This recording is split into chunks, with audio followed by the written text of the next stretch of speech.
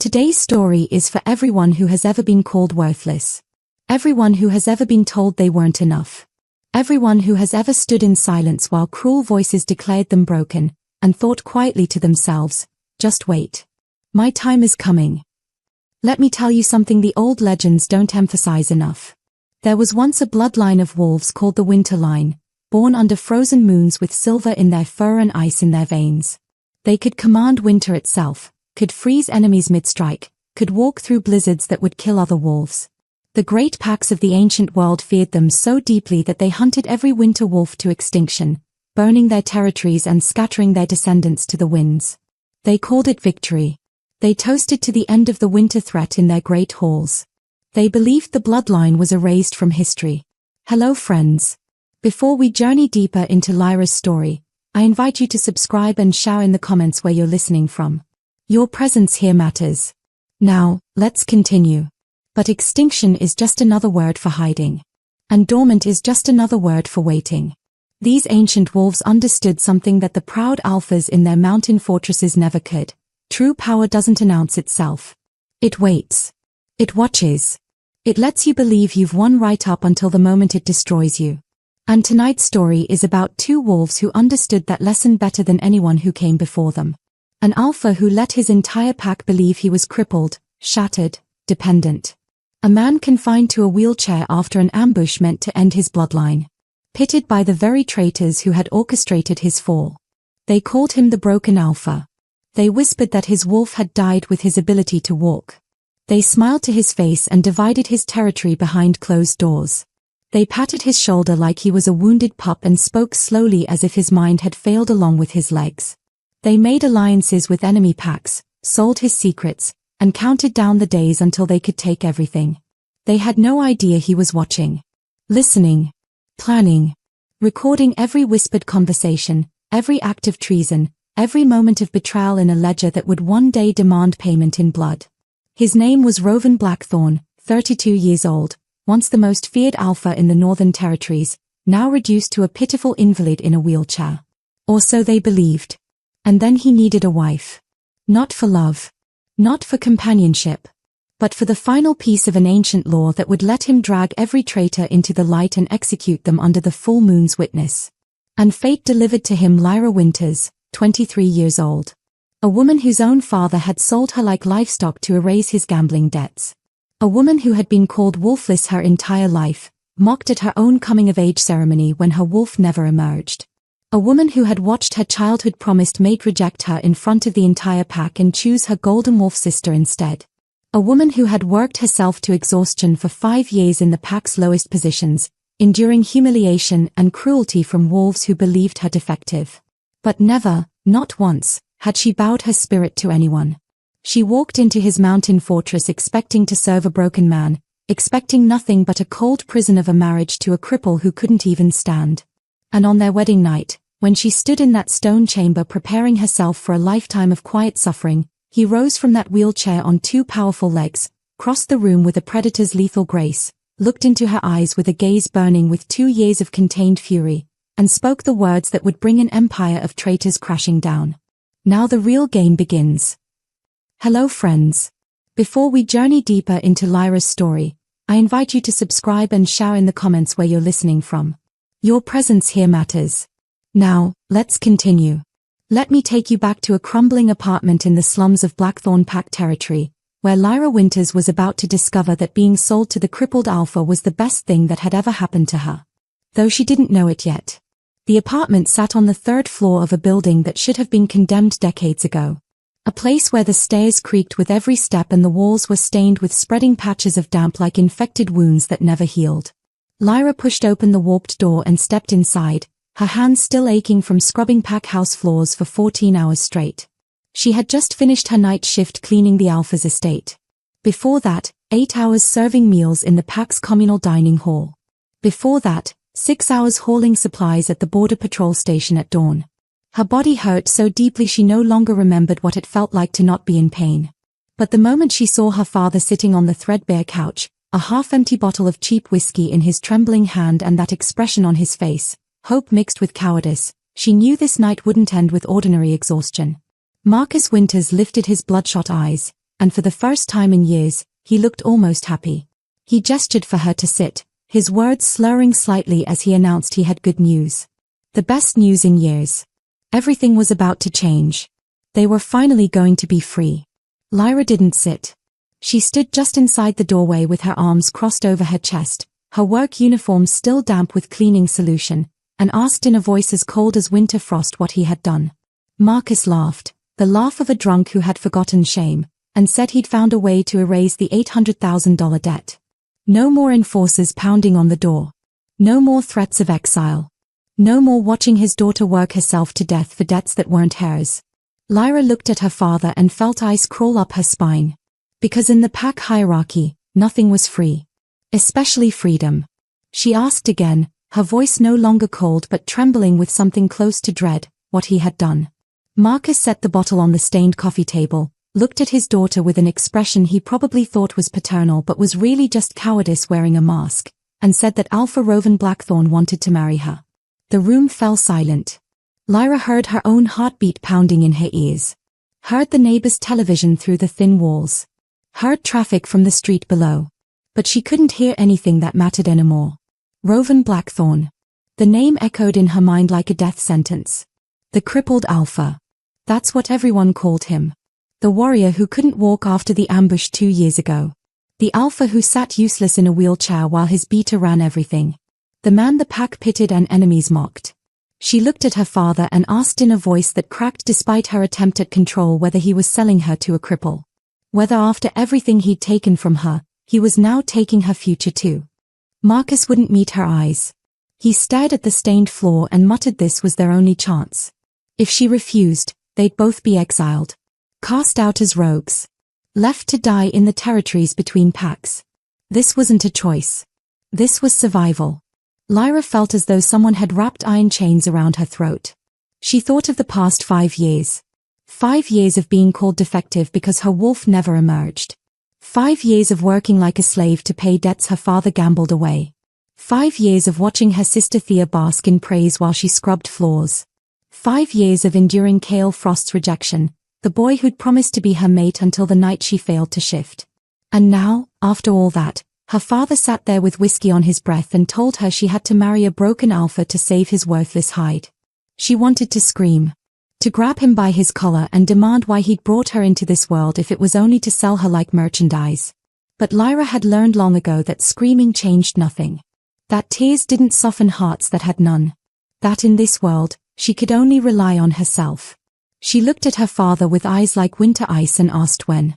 Marcus replied that tomorrow a car would take her to the Blackthorn estate. If everything went smoothly, the wedding would happen within a week. Lyra nodded. Not because she accepted it, but because she understood that in that moment she didn't have the strength to fight. But deep inside her chest, where her wolf should have lived, a different kind of fire began to burn. The fire of hatred. Of waiting. Of a silent vow that one day, somehow, everyone who had made her suffer would answer for it. That night, Lyra didn't sleep. She lay on the thin mattress that let her feel every spring of the rusted bed frame pressing into her back, staring at water-stained ceiling tiles, letting memory drag her back 5 years to the night her life truly shattered. The awakening ceremony. Every wolf's 18th birthday, when their wolf finally emerged under the full moon. The entire pack gathered in the ancient stone circle to witness the transformation, to celebrate another young wolf joining their ranks. Lyra remembered standing in that circle, moonlight washing over her skin, feeling the expectation of hundreds of eyes.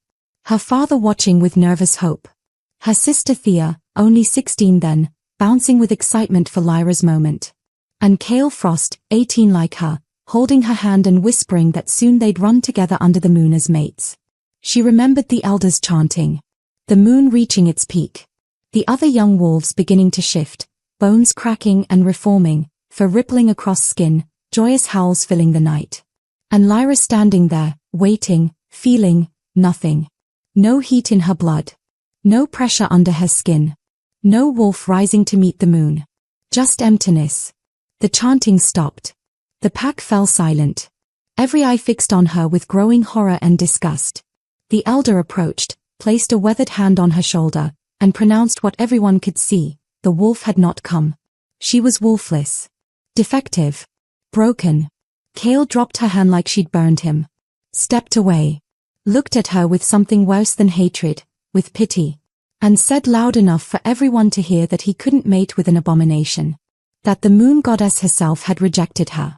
2 years later, he'd become engaged to Thea, whose golden wolf was the pride of their bloodline. Lyra closed her eyes against the memory and touched the strange birthmark on her shoulder blade. A silver wolf symbol that had been there since birth. Her grandmother, before she died, had whispered that it meant something. That Lyra's wolf wasn't gone, she was waiting. Waiting for what, her grandmother never said. Now, lying in the dark knowing tomorrow she'd be handed to a stranger, Lyra wondered if waiting was just another word for never. The black SUV arrived at dawn.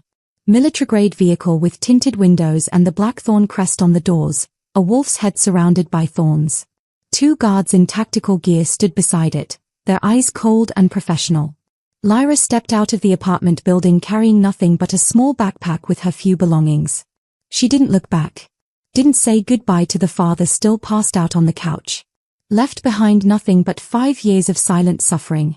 The drive from the slums to the Alpha's mountain estate took 2 hours, but it felt like traveling between worlds. From crumbling buildings and mud-choked streets to pristine forest roads that climbed into territories most pack members never saw. Ancient pine trees towered on both sides, and Lyra could feel the power thrumming through the land. True Alpha territory, where the strongest bloodlines had ruled for centuries. When the SUV rounded the final curve and the Blackthorn estate came into view, Lyra had to force her face to remain neutral. It wasn't a house. It was a fortress carved into the mountain itself. Stone towers reaching toward grey clouds, massive walls embedded with wolf statues, Gothic architecture that spoke of age and unbreakable power. A place built to withstand sieges and centuries. The iron gates opened, and the vehicle climbed a stone-paved drive lined with armed guards. At the main entrance, 3 figures waited. The first was a man in his early 40s, tall and lean with silver threading through his dark hair. He wore an expensive black suit that fit like armor, and when Lyra stepped out of the SUV, he looked her up and down with the gaze of someone appraising livestock. Garrett Stone, one of the guards announced. Beater of Blackthorn Pack and Chief Administrator of Alpha Rovens Affairs. Garrett didn't smile. Didn't offer greeting. Simply nodded once and said in a voice like ice, "You're smaller than I expected. The Alpha prefers women with more presence." Lyra met his gaze and said nothing. She'd learned long ago that silence was sometimes the best weapon. "Follow me." Garrett turned without waiting for response. The estate's interior matched its exterior, all stone and dark wood, tapestries depicting ancient wolf battles, weapons mounted on walls. It felt more like a museum of warfare than a home. Servants in uniform moved through hallways with heads bowed, and every one of them looked at Lyra with the same expression, pity mixed with curiosity about how long she'd last. Garrett led her through a maze of corridors, up a grand staircase, down another hall, finally stopping before massive oak doors carved with intricate wolf scenes. "The Alpha's study," Garrett said. "He's expecting you." He pushed open the doors but didn't enter.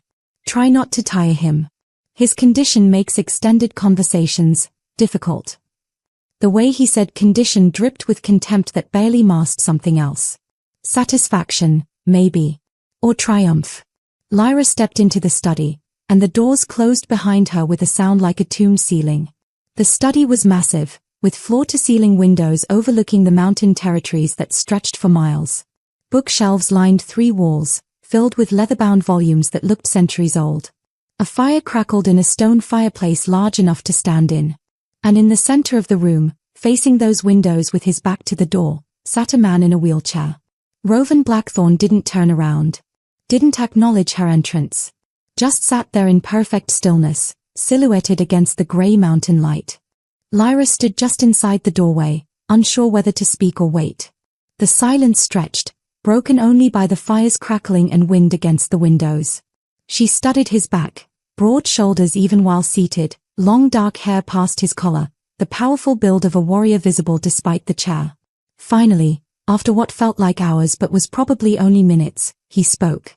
His voice was deep, controlled, each word precisely chosen like a weapon being carefully aimed. "Why didn't you run?" Lyra blinked, surprised by the question. "Alpha. Your father gave you 3 days' notice before selling you. You could have run.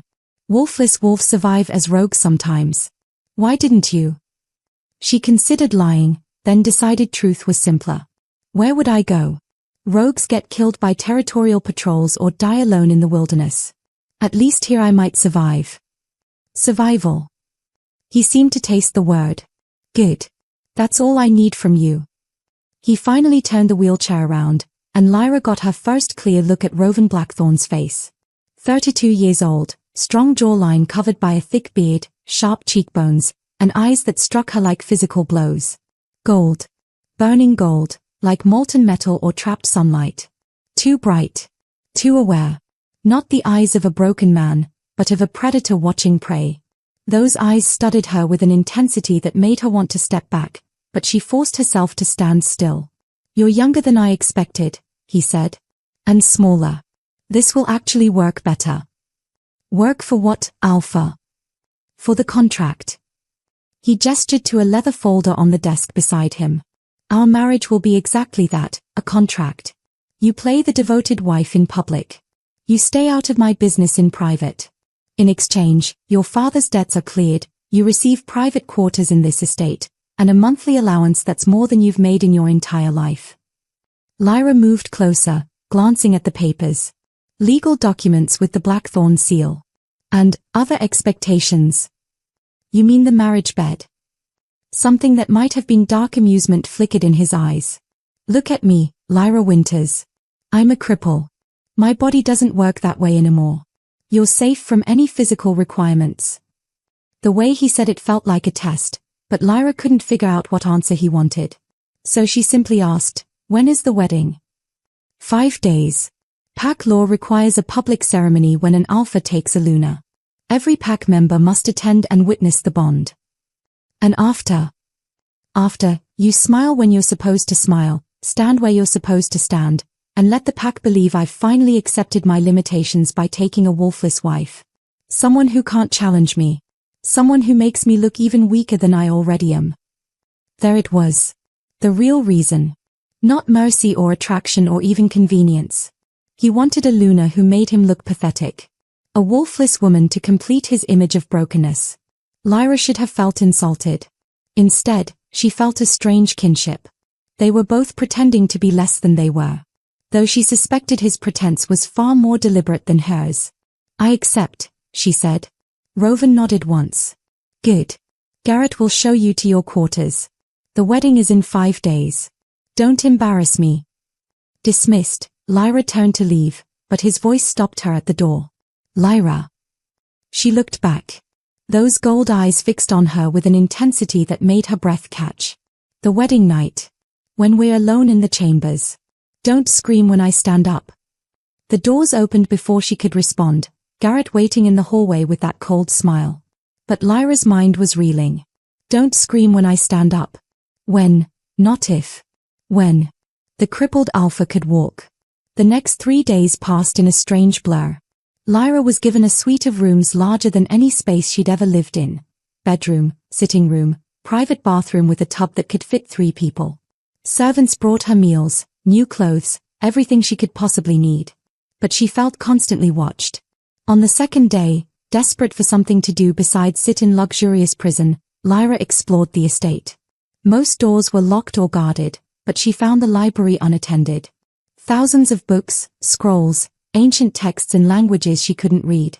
She wandered the aisles, running fingers along spines, until a section caught her eye. Bloodlines and ancient lineages. Something compelled her to pull one particular volume, leather-bound, pages yellowed with age. She opened it carefully, scanning text about historical wolf families, until she found a chapter that made her blood run cold. The winter line. There were drawings. Wolves with silver-white fur and ice-blue eyes. Descriptions of powers, command over winter itself, immunity to cold, the ability to freeze enemies mid-strike. And a symbol. The exact symbol that marked her shoulder blade. Born of ice and moonlight, she read aloud. Winter wolves remain dormant until called forth by true alpha bond. The bloodline cannot be destroyed, only hidden. Waiting. Curious, aren't you? Lyra slammed the book shut and spun around. Garrett stood in the library entrance, that cold smile on his face. Curiosity killed many wolves, little Luna. I was just reading about extinct bloodlines. He moved closer, and despite having no wolf, Lyra felt prey instincts screaming at her to run. Let me give you some advice. Your role here is simple. Be decorative. Be quiet. Don't ask questions. Don't interfere with pack business. The alpha's condition makes him suggestible to proper counsel. As long as you remember your place, you'll be comfortable here. And if I don't remember my place? Garrett's smile widened, showing too many teeth. Then you'll learn why wolfless women don't last long in positions of power. He left, but his threat lingered in the air like poison. That night, Lyra couldn't sleep. Near midnight, she heard sounds from the wing where Roven's private chambers were located. Against all better judgment, she crept through the dark hallways following the noise. Through a window, she saw into what looked like a private training room. And there was Roven Blackthorn. Standing. Moving through combat forms with a warrior's lethal grace. Every muscle working perfectly. No weakness. No limitation. Just raw, controlled power. He was never crippled. It was all a lie. She gasped, and even through the thick glass, he heard it. His head snapped toward the window, those gold eyes locking onto hers through the darkness. Lyra ran. The next morning, Lyra was summoned to Roven's study. She entered expecting anger, punishment, maybe even death for discovering his secret. Instead, he sat in his wheelchair facing the windows as before, and didn't turn around when he spoke. You saw something last night. Not a question. A statement. Lyra's throat went dry. Lying seemed pointless. Yes, Alpha. Long silence. Wind howled against the windows. Finally, what did you see? She could tell the truth or she could play the game. Something told her he was testing which she'd choose. I saw nothing, Alpha. Another pause, longer this time. Then his shoulders moved in what might have been a laugh. Good. A wife who sees nothing will live longer. He gestured dismissal, and she turned to leave, but his voice stopped her at the door. Lyra. The wedding is tomorrow. After the ceremony, there will be a reception. Dangerous wolves will attend, enemies pretending to be guests. Stay close to me. Smile when I smile. And remember what I told you about the wedding night. Don't scream when you stand up. Exactly. This time he did turn the wheelchair to face her, and those gold eyes burned with something between warning and promise. Because that's when the real game begins. Dawn broke on her wedding day with grey clouds heavy with snow. Lyra woke to find her suite filled with servants preparing her. They dressed her in a gown of white silk covered in intricate wolf symbols embroidered in silver thread, the traditional lunar ceremony dress. The fabric clung to her small frame, making her look even more fragile than usual.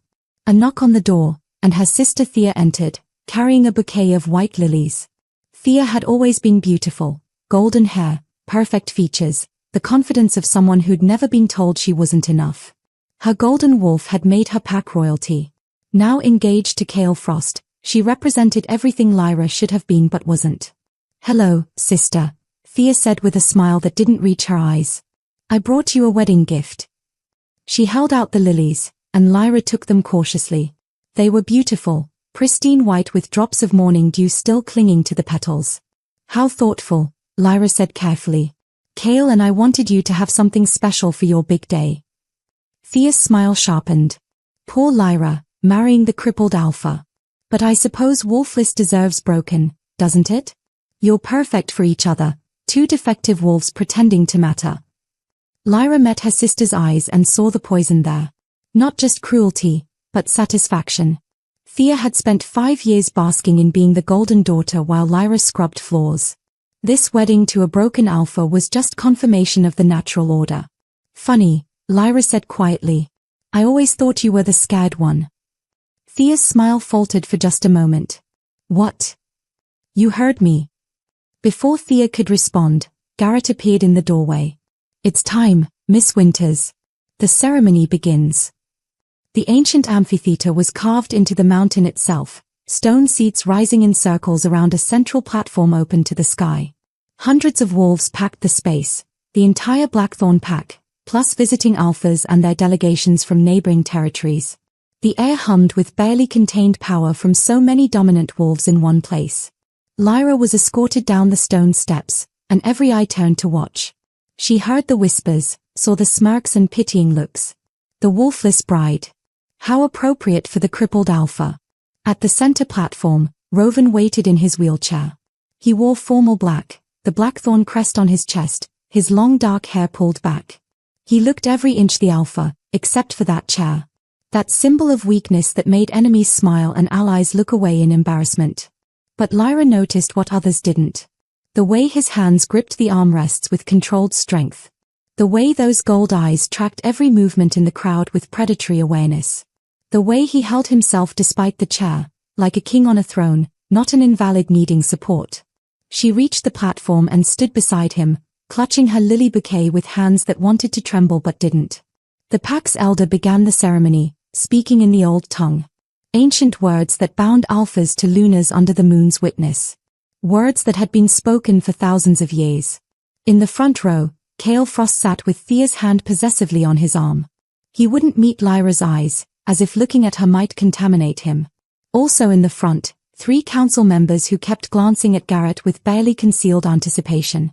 And in the visiting alpha section, a tall man with cruel eyes and a smile like a blade, Damien Cross, alpha of Crescent Moon Pack. The elders' chanting reached a crescendo, and Rovan spoke the vow in a voice that carried to every corner of the amphitheater. I, Rovan Blackthorn, alpha of the Northern Territories, claim this female as Luna under Moon's witness. Her blood is my blood. Her enemies are my enemies. Her life is bound to mine until death breaks the bond. The words settled over Lyra like a physical weight. Magic, old and powerful, recognizing the vow. Now it was her turn.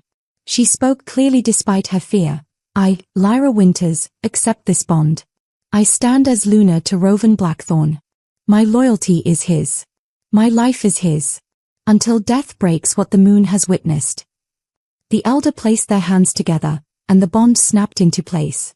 Not the mate bond of true pays, but the formal Alpha Luna bond of pack law.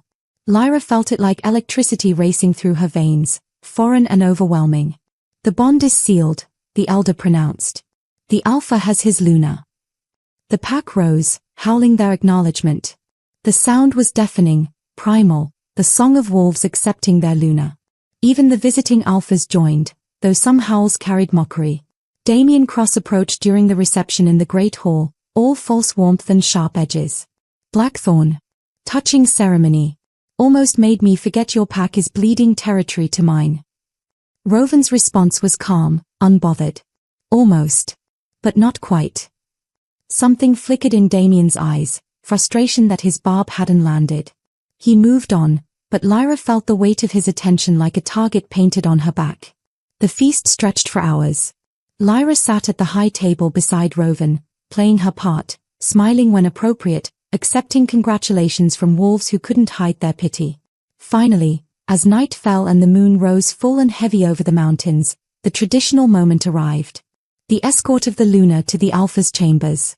Lyra walked through corridors lined with pack members, their faces showing everything from sympathy to cruel amusement. Thea's whisper followed her. Enjoy your wedding night with the cripple, sister. The massive doors to Rovan's private chambers closed behind her with a sound like a tomb ceiling. She stood alone in the candlelit room, still in her wedding gown, still clutching the wilting lilies, and waited. And then Rovan approached. Rovan wheeled himself to the center of the chamber, and Lyra stood frozen by the window, forcing herself not to tremble. The candles cast dancing shadows across stone walls, and the massive bed dominated one corner like a threat neither of them acknowledged. The silence stretched until it became almost unbearable. Then Rovan spoke, his voice quiet but carrying absolute authority. They told you I was broken. Lyra nodded, not trusting her voice. They told you I was weak. Another nod. Good. And Rovan Blackthorn stood. Not slowly, not with effort or hesitation. He rose from that wheelchair like a mountain remembering its height, like a predator uncoiling from rest. The sheer presence that flooded the room drove Lyra back 3 steps until her back hit the stone wall. This wasn't a broken man. This was an apex predator who'd been lying perfectly still, and she just realized she was locked in with him. He was massive, 6'5" at least, with the build of a warrior who'd spent years perfecting violence. Broad shoulders, powerful arms, every movement controlled and lethal. His gold eyes burned with an intensity that made the candlelight seem dim. "My legs work perfectly," Rovan said, rolling his shoulders as 2 years of false stillness melted away. "My wolf is stronger than he's ever been. And for 742 days, I've watched every wolf who thought they could take my pack, my territory, my life." Lyra's heart hammered against her ribs. "Why are you telling me this?" He crossed the room in 3 strides, and suddenly he was right in front of her, close enough that she could feel the heat radiating from him, could see the scars on his hands from battles she'd never witnessed. "Because you're not my prisoner, Lyra. You're my weapon." "I don't understand." The ambush 2 years ago was real. Crescent Moon warriors attacked during a territorial negotiation. They had inside information, exactly where I'd be, exactly when, exactly how many guards I'd have. His voice was cold, precise, like he was reciting facts about someone else's attempted murder. "I killed 6 of them before one got lucky with an explosive. Woke up 3 days later in medical, and the healers told me I'd never walk again." "But you can walk." "I could walk the day I woke up. Took me maybe 2 hours to realize the accident wasn't an accident. Someone in my inner circle had sold me out. So I made a choice." He stepped back, gesturing to the wheelchair. "I let them think they'd succeeded. Let them think I was crippled. Dependent. Broken." Lyra's mind raced. "You've been pretending for 2 years. 742 days of sitting in that chair. Watching my beater run my pack. Listening to council members discuss my condition with barely hidden satisfaction. Enduring visiting alphas who came to measure my territory for themselves." His smile was sharp enough to cut. "And documenting every single betrayal." He moved to his desk and produced a black leather journal, its pages filled with precise handwriting. Every whispered conversation. Every secret meeting. Every deal made with enemy packs. All of it recorded. Garrett Stone, my trusted beater, orchestrating the whole conspiracy. 3 council members taking bribes from Crescent Moon. Plans to divide my territory once I was eliminated. He set the journal down with deliberate care. "But dead alphas can't take revenge. Crippled alphas can watch and wait." "For what?" "For the perfect moment to invoke Judgment Moon." Lyra shook her head. "I don't know what that means." Rovan's expression shifted to something almost like respect. "Of course you don't. Most wolves think the old laws are just ceremony. They are not. Judgment Moon is an ancient rite. An alpha can call all pack members to answer for treason, but only after certain conditions are met. One of those conditions is taking a Luna." Understanding crashed over Lyra like ice water. "That's why you needed to marry." "Exactly. Pack law requires the alpha to be bonded to a Luna before invoking Judgment Moon. The ceremony has to be witnessed by the entire pack. The Luna must be present during the accusations." He watched her process this. "Tomorrow night is the full moon. Tomorrow night, every wolf who betrayed me will stand in that amphitheater and hear their crimes read aloud. And then they'll die." The casual way he said it sent chills down Lyra's spine. This wasn't rage or revenge fantasy. This was cold, calculated justice delivered by someone who'd spent 2 years planning every detail. "Why me?" she asked. "Why not marry someone with a wolf? Someone strong?" "Because you were perfect." He retrieved a different book from his desk, the same ancient text she'd found in the library. 3 months ago, I started researching bloodlines. Looking for something specific. And I found it. The winter line. He opened the book to the pages she'd read, the drawings of silver wolves and descriptions of impossible powers. "Extinct," Lyra said. "They were all killed." "Hidden," Rovan corrected. "Not extinct. Scattered and suppressed, but the bloodline survived. And you, Lyra Winters, are a direct descendant." He gestured to her shoulder. "That mark you've carried since birth? That's not a birthmark. That's the winter seal. Your wolf isn't gone. She's dormant." "That's impossible." I stood in the awakening circle. Nothing happened. "Because you hadn't met your alpha yet." He said it with absolute certainty. Winter wolves are different. Their wolves don't emerge during normal awakening. They remain dormant until called forth by a true alpha bond. The old texts are clear. Winter wolves know their mate, and only that connection can wake them. Lyra's hand moved unconsciously to her shoulder, touching the mark through her wedding gown. You think you're my mate? I know I'm your alpha. Whether we're fated mates or not doesn't matter. What matters is that your bloodline responds to alpha power. He moved closer again, and this time Lyra didn't back away. Garrett wanted you isolated and suppressed because he knew what you might become. Your sister Thea has been poisoning you with low-grade wolfsbane for 3 years to keep your wolf dormant. What? The word came out as a gasp. The bouquet she gave you today. I could smell it from across the amphitheater. Wolfsbane hidden in the water. One more dose to keep you compliant. His eyes burned. But you're not drinking any more poison, Lyra. Starting tomorrow, your wolf wakes up. And when she does, every traitor who tried to keep you powerless will understand why winter wolves were feared enough to hunt to extinction. Lyra's mind spun. Thea poisoning her. Garrett knowing about her bloodline. Her wolf not gone but waiting. All of it converging into one impossible truth. What do you need me to do? The question came out steadier than she felt. Roven's slight smile held dark satisfaction. Tomorrow night at the Judgment Moon, stand beside me. Look like a Luna. And when your wolf finally wakes, don't hold her back. How do you know she'll wake?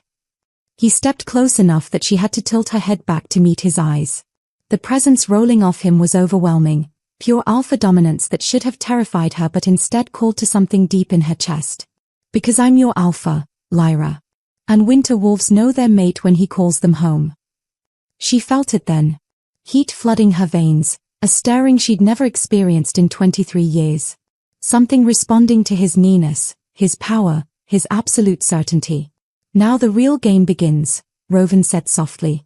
Get some sleep. Tomorrow, we burn down everyone who underestimated us. Lyra didn't sleep. How could she, knowing everything she'd just learned? She lay in the massive bed in Roven's chambers. He'd taken the adjoining room, giving her privacy, and felt her entire understanding of herself shifting like tectonic plates. Her wolf wasn't gone. Just waiting. For him. Near dawn, she finally dozed off, only to wake a few hours later to find Roven already up, dressed in training clothes, looking completely recovered from 2 years of pretending to be paralyzed. Today, you'll spend time in the gardens, he said without preamble. The estate grounds, visible from multiple angles. Make yourself look vulnerable. You're using me as bait. I'm giving them the opportunity to make a mistake. He checked a knife strapped to his forearm. Garrett isn't stupid. By now he's noticed something different about you. The way you carry yourself after the bonding. If he's smart, and he is, he'll realize the Judgment Moon is imminent. His only move is to eliminate you before tomorrow night. And you want him to try. I want him to commit fully. To show his hand completely. To bring everyone involved so I can end this in one strike. Roven's gold eyes fixed on her. Can you do this? Lyra thought of 5 years of humiliation. Of her sister's poison. Of Cale's rejection. Of being called worthless and broken and defective. Yes, she said. I can do this. When they come, run toward the forest. Lead them away from the estate. I'll be waiting. How will you know when? I'll know. He said it with absolute confidence. Remember what I told you. When your wolf comes, don't fight her. Mid-morning, Lyra walked through the estate's formal gardens, wearing a simple dress and appearing lost in thought. The gardens were beautiful, winter roses somehow still blooming, stone pathways winding between frozen fountains, high hedges providing privacy while still allowing sight lines from the upper floors. She picked roses slowly, making herself an easy target, and tried not to think about what was coming. An hour passed. Then 2.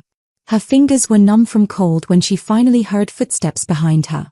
She turned to find Cale Frost emerging from between 2 hedges, and her stomach dropped. 4 warriors flanked him, all wearing expressions of predatory satisfaction. Hello, Wolfless, Cale said, and his smile was cruel enough to cut. Did you really think the cripple could protect you? Lyra backed away, just as Roven had instructed. The Alpha will. The Alpha is a broken invalid who can't even stand.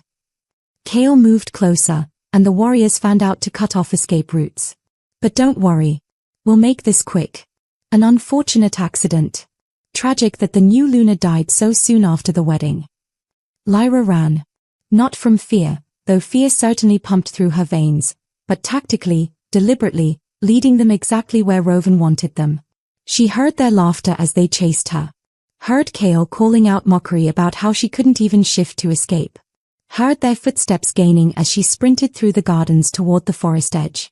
The tree line loomed, and Lyra plunged into shadows between ancient pines. Branches whipped at her face. Roots tried to trip her. Behind her, the warriors crashed through undergrowth, enjoying the hunt. She ran until her lungs burned, until she reached a small ravine, until rough hands grabbed her from behind and slammed her against a tree trunk. Kale's face filled her vision, knife appearing in his hand. Should have stayed wolfless and irrelevant. Now you're just a loose end. He pressed the blade to her throat, and Lyra felt cold steel against her skin. The cripple can't save you now, Kale whispered. No, came a voice from above, deep and promising death. But the Alpha can. Rowan dropped from the tree branches like a nightmare given form. What happened next was brutality refined to art. He moved like violence incarnate, like every combat form perfected over decades of warfare. The first warrior went down with a crushed windpipe before he could react. The second took a knife to the spine. The third tried to shift, bones beginning to crack and reform, and Rowan put him down mid-transformation with an efficiency that spoke of endless practice. Kale released Lyra and lunged, his own wolf beginning to emerge. Golden fur rippled across skin, bones breaking and reshaping, jaws extending. Rowan caught him mid-shift with one hand around his throat and slammed him into the ground so hard the earth cratered. Then he systematically broke both of Kale's legs while the half-shifted wolf screamed. You rejected her, Rowan said conversationally, his voice calm despite the violence. Called her defective. Made her believe she was worthless. He broke another bone, and Kale's screams echoed through the forest. That was your first mistake. The fourth warrior tried to run. Rowan threw his knife with casual precision, and the warrior dropped. And in the center of all that violence, something ignited in Lyra. Heat flooded her veins like liquid fire. Her vision sharpened until she could see individual leaves on trees hundreds of yards away. Her hearing expanded until she could hear heartbeats, breathing, the whisper of wind through fur. 23 years of suppression, of poison, of being told she was broken, all of it condensed into a single point of white-hot rage. And her wolf exploded to the surface. The transformation was agony and ecstasy combined. Bones breaking and reforming, muscles tearing and rebuilding, skin splitting as fur erupted. But unlike normal shifts that took minutes, hers happened in seconds. As if her wolf had been coiled tight for 23 years and finally snapped free. When it finished, Lyra stood on 4 legs for the first time in her life. She was massive, larger than any female wolf she'd ever seen. Silver-white fur that seemed to glow in the forest shadows. Eyes like ice in winter moonlight. And power, so much power radiating from her that the remaining warrior who tried to crawl away froze in terror. Her wolf's instincts took over. She leaped, and the warrior didn't have time to scream. When the forest fell silent except for their breathing, Rowan stood among the bodies and looked at her with something between satisfaction and awe. Hello, Luna, he said softly. Lyra's wolf recognized him. Not just as Alpha, but as hers. As home. As the one who'd called her from darkness into light. She shifted back. This time the transformation flowed like water, natural as breathing, and found herself naked, shaking, changed forever. Rowan removed his jacket and wrapped it around her shoulders. Now they'll come for us with everything they have. Good. Let them. In the distance, alarm bells rang from the estate. Garrett would know by now. The conspiracy was exposed. The trap was sprung. Tomorrow night, at the Judgment Moon, accounts would be settled in blood. The full moon rose blood-red over the mountains, casting everything in crimson light. Every member of Blackthorn Pack filed into the ancient amphitheater, confusion and fear thick in the air. Attendance wasn't optional. When an Alpha invoked Judgment Moon, Pack law demanded every wolf bear witness. Lyra stood in the preparation chamber beneath the amphitheater, wearing formal lunar ceremonial robes of silver and white. Her wolf prowled just beneath her skin, no longer dormant but awake and hungry. She could feel the bond humming between her and Rovan, could sense his cold fury like ice in her veins. "Ready?" Rovan asked, appearing in the doorway. He wore full alpha regalia, black leather and the blackthorn crest, weapons visible at his belt. No wheelchair. No pretense of weakness. Just raw, undeniable power. "Ready," Lyra confirmed. They walked through the torchlit tunnel toward the amphitheater center, and with each step, Lyra felt her wolf rising. Not frightened anymore. Not hidden. But ready to remind everyone why winter wolves had been hunted, because they were terrifying when they finally woke up. The crowd's murmur died the instant they emerged into the amphitheater. Rovan Blackthorn was walking. The silence was absolute. Thousands of wolves staring in shock as their supposedly crippled alpha crossed the central platform on two strong legs, moving with the lethal grace of an apex predator who'd been hiding in plain sight. Garrett Stone sat in the position of honor, and the color drained from his face. Beside him, the three council members looked like they'd seen death itself. In the visiting section, Alpha Damien Cross leaned forward, his casual arrogance replaced by sudden wariness. Rovan reached the Alpha's stone, an ancient pillar carved with pack history, and his voice carried to every corner of the amphitheater without strain. "For 2 years, I have been called broken. Weak. Finished. A cripple who let his beater run his pack while he withered in a wheelchair." He let that sink in, watched realization spread like poison through the crowd. "And I let you believe it. Because a wolf learns more about his pack when they think he can't hunt." Garrett tried to stand, tried to speak. Loyal warriors blocked his path, weapons drawn. "By the ancient laws, invoked under full moon with my lunar present, I call Judgment Moon." Rovan produced the black leather journal, and several wolves gasped in recognition. Every act of treason. Every whispered conspiracy. Every betrayal. All documented. He began to read. Garrett Stone, beater of Blackthorn Pack. 412 instances of meeting with enemy alphas without alpha permission. 267 instances of accepting bribes to reveal pack secrets. And 1 instance of orchestrating the ambush meant to assassinate your alpha. Rovan's voice was cold as winter death. "On the date of the attempted murder, you provided Crescent Moon warriors with my location, my guard rotation, and the exact timing of the territorial meeting. You ensured I would be vulnerable. You intended for me to die." "That's a lie." Garrett snarled. "You have no proof." "I have your cousin." Rovan gestured, and Cale Frost was dragged onto the platform, broken and defeated. He confessed everything, including who paid Lyra's father to sell her specifically to me. Lyra's breath caught. She'd wondered why her father's enormous debt had suddenly become her problem, why the timing had been so convenient. "You paid Marcus Winters to force his daughter into marriage with me," Rovan continued. "Because you discovered what she was. A Winter bloodline descendant. And you feared what would happen if her wolf awakened with an alpha strong enough to call her." Garrett's face twisted with rage and fear. "She's nothing. Wolfless trash." "Show them," Rovan said quietly, looking at Lyra.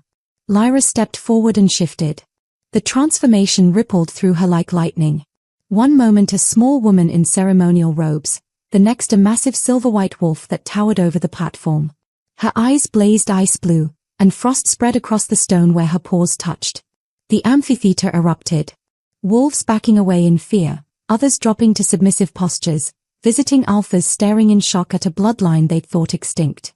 Lyra shifted back, and her voice carried with new authority.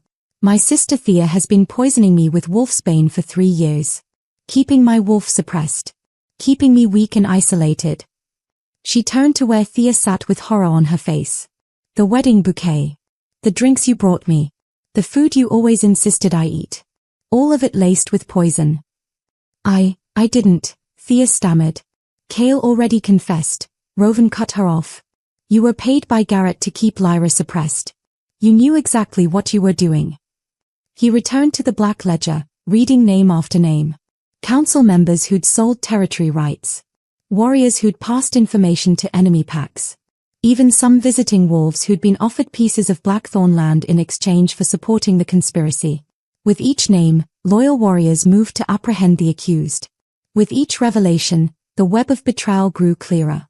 Finally, Rowan turned to where Damien Cross sat in the visiting section. Alpha Cross. You paid for the ambush. You provided the explosives. You promised Garrett he could rule Blackthorn as your puppet once I was eliminated. Damien smiled, but it didn't reach his eyes. Prove it. I don't need to prove it to you. Only to my pack. Rowan held up a recording device. 2 years of conversations, Damien. Including the one where you laughed about how easy it would be to kill a crippled alpha. He played it. Damien's voice clear as day, discussing payment schedules and territory division, mocking Rowan's supposed weakness. The visiting alphas shifted uncomfortably. Assassinating another alpha was the gravest violation of territorial law. Damien had just lost any political protection. The old laws are clear, Rowan announced. Treason against an alpha, proven under Judgment Moon with Luna present, carries 1 sentence. Death. Garrett lunged then, his wolf exploding forth in a desperate bid for escape. But Rowan was faster. He shifted mid-leap, a massive black wolf with gold eyes that blazed like fire, and caught Garrett's throat in his jaws. The execution was swift. Brutal. Necessary. One by one, the proven traitors were brought forward. One by one, they answered to pack justice. The old laws showed no mercy, and Rowan granted none. Kale, already broken, was exiled, legs shattered so he'd never run as a wolf again, marked as a traitor for any pack that found him. Thea, screaming and pleading, was stripped of her pack status and exiled. You were nothing, she shrieked at Lyra. You deserved nothing. Lyra's wolf surged forward, and when she spoke, her voice carried the weight of winter itself. I am winter returned. And you will die slowly knowing you created your own destruction. The council members were executed. The corrupted warriors fell. And when Damien Cross tried to fight his way out, Rowan and Lyra hunted him together, Alpha and Luna, Black Wolf and Silver, moving in perfect synchronization until the crescent moon Alpha lay dead at their feet. When the moon reached its peak and the blood had been spilled, Rowan stood at the Alpha's stone in human form, Lyra at his side, and spoke the words that sealed a new era. I am Rowan Blackthorn. I have never been broken. And this is my Luna, Lyra of the Winter Line, returned from the darkness you tried to bury her in. His voice carried to every corner, to every wolf. Test us again, and you won't live long enough to regret it. The pack bowed. Not from fear alone, but from recognition. Their alpha had returned, and he'd brought a queen forged in fire and ice. 6 months later, winter had fully claimed the northern territories. Snow blanketed the mountains in pristine white, and the Blackthorn estate stood like a fortress against the cold, but inside, everything had changed. Lyra woke in the Alpha's chambers with Rowan's arm around her waist, his warmth against her back. The bond between them had deepened from formal Alpha-Luna connection to something neither had expected, a mate bond, real and absolute. Her winter wolf had known before either of them admitted it. She felt him wake, felt his awareness sharpening even before he moved. Morning, Luna, he murmured against her neck. Morning, Alpha.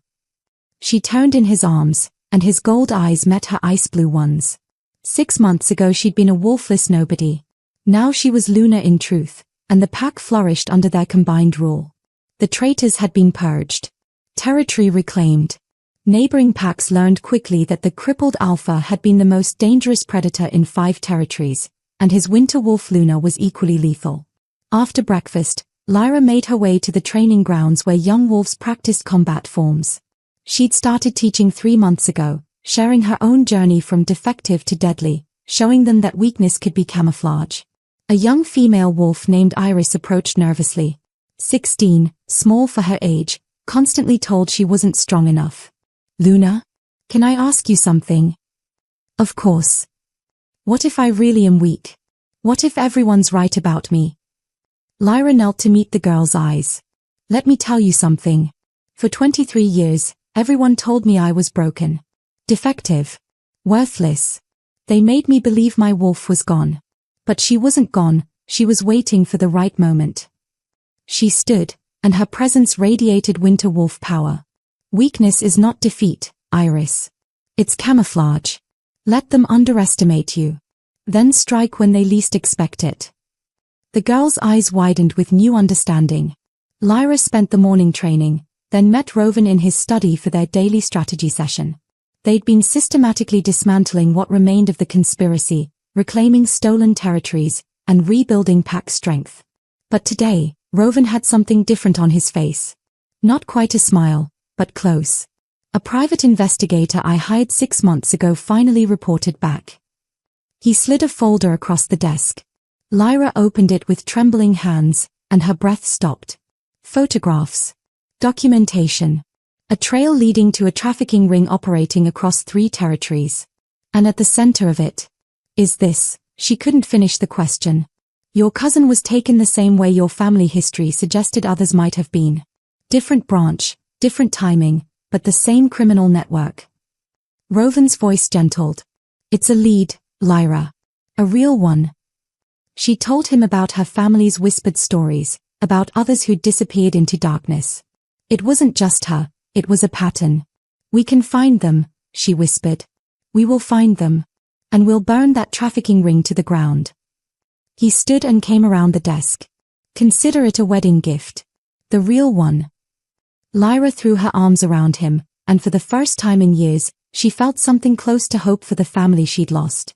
That afternoon, she made a journey she'd been putting off for months.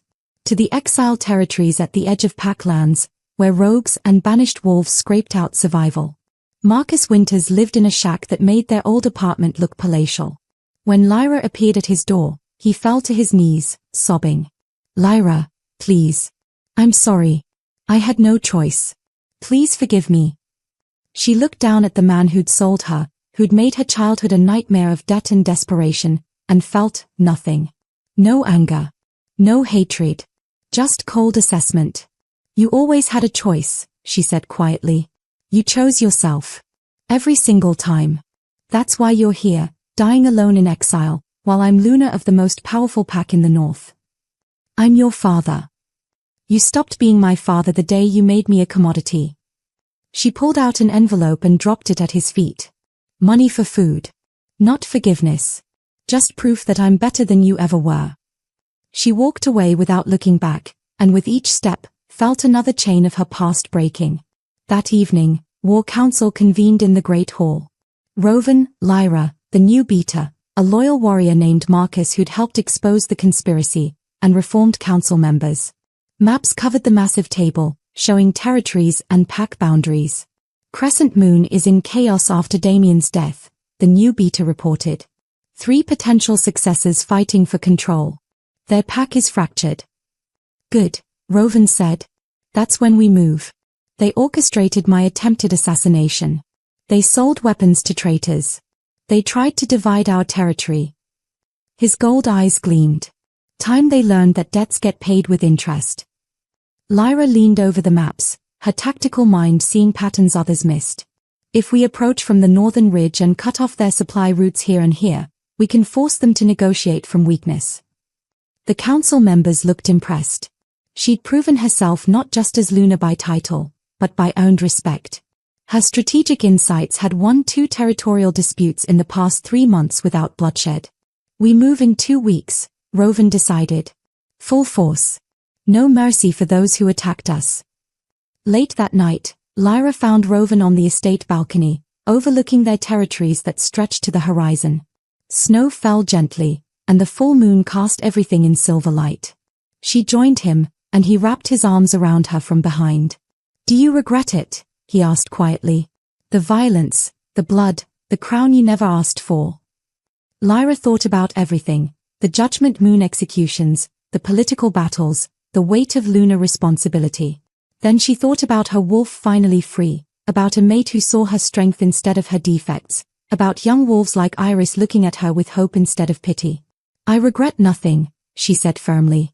Every scar, every moment of pain, made me who I am. She turned in his arms. Besides, I got you. His expression softened in a way only she ever saw. You always had me. From the moment I found your file and realized what you were capable of becoming. They stood there in comfortable silence, until a messenger burst onto the balcony with urgent news. Alpha. Luna. Message from the eastern border. Alpha Damien's successor has issued a formal challenge. Alpha combat. Winner takes all territories. Rowan looked at Lyra, and she saw the predator awakening in his eyes. What do you think, Luna? Lyra smiled, and her wolf surged forward, frost spreading across the balcony stones. I think we have a war to win. Below them, their pack prepared. Warriors training, strategies forming, the machinery of war beginning to turn. They were no longer the broken and the wolfless. They were the alpha who'd turned weakness into a weapon and the Luna who'd risen from nothing to become legend. In the Northern Territories, the stories were already spreading. Of the crippled alpha who was never crippled at all. Of the wolfless girl who became winter incarnate. Of justice delivered under a blood moon to traitors who thought they'd won. And the most important lesson, whispered in pack houses and around fires, never underestimate the ones who stay silent. Because they are not weak. They are hunting. This story is for everyone who's ever been underestimated. Everyone who's been told they are not enough. Everyone who sat in silence while the world dismissed them. If Lyra and Rowan's journey resonated with you, if you've ever felt broken and then discovered you were just waiting for your moment, I need you to do something right now. Hit that subscribe button. Because there are more stories coming. Stories of people who turned their pain into power. Who let the world think they were defeated right up until the moment they struck back. Share this video with someone who needs to hear it. Someone who's struggling. Someone who's been called worthless or weak or broken. Send it to them and say, your time is coming. Drop a comment telling me where you're listening from and what moment in this story hit you hardest. Was it when Rowan finally stood? When Lyra's wolf awakened? When the traitors faced justice? I read every single comment, and your stories matter. The ones who wait in silence always strike the hardest. The ones who let you think they are beaten are often the most dangerous. Remember, weakness is not defeat. It's camouflage. Now go out there and show the world what you're really made of. Subscribe, share, and never let anyone make you feel small again.